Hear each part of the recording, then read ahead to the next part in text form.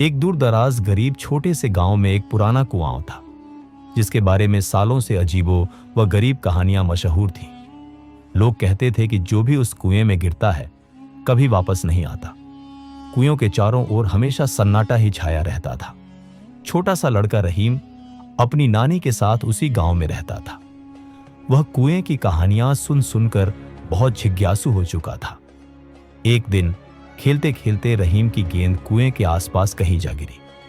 जैसे ही वह गेंद उठाने गया, वहां उस जगह की जमीन फिसली और वह कुएं में गिर पड़ा। और जब रहीम की आंख खुली तो उसने खुद को एक रोशनी से भरी अजीब सी दुनिया में पाया। वहां पेड़ बातें कर रहे थे, पक्षी कविताएं गा रहे थे और हर तरफ जादू बिखरा हुआ था। वहां उसे एक नन्ही परी मिली, जिसका नाम नीला परी था। नीला ने बताया कि वह नूरस्तान में है, एक जादुई दुनिया जहां अच्छाई और बुराई के बीच एक बड़ी लड़ाई चल रही है। नीला परी रहीम को एक किले की ओर ले गई, जहां एक बूढ़ा जादूगर शेख जैन रहता था।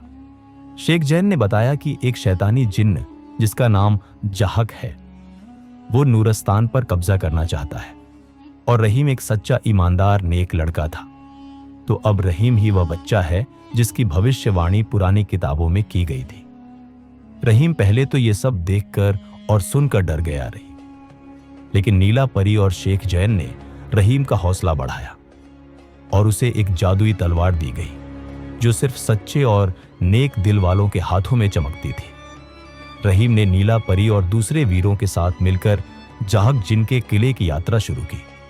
रास्ते में उन्हें कई कठिनाइयों का सामना करना पड़ा, जैसे कि नदी, बोलती हुई चट्टानें और अंधेरे का जंगल वगैरह वगैरह। आखिरकार वे जाहक जिन के किले तक पहुंच ही गए। एक भयंकर युद्ध शुरू हुआ। जाहक जिन ने रहीम को कमजोर समझा था, लेकिन रहीम के सच्चे नेक दिल और साहस से वो जादुई तलवार चमक उठी। एक बार में ही जाहक जिन हार गया और अंधेरा खत्म हो गया। नूरस्तान के लोग खुशी से झूम उठे। शेख जैन भी बहुत खुश हुआ और उसने रहीम का शुक्रिया अदा किया।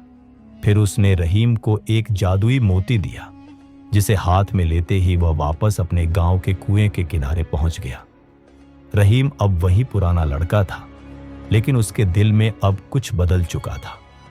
उसने किसी को अपनी बात का यकीन दिलाने की कोशिश नहीं की, लेकिन हर रात कुएं के पास जाकर आसमान की ओर देखता और मुस्कुरा देता, क्योंकि वह जानता था वह दुनिया सच थी और शायद एक दिन वह फिर वहां जाना चाहेगा।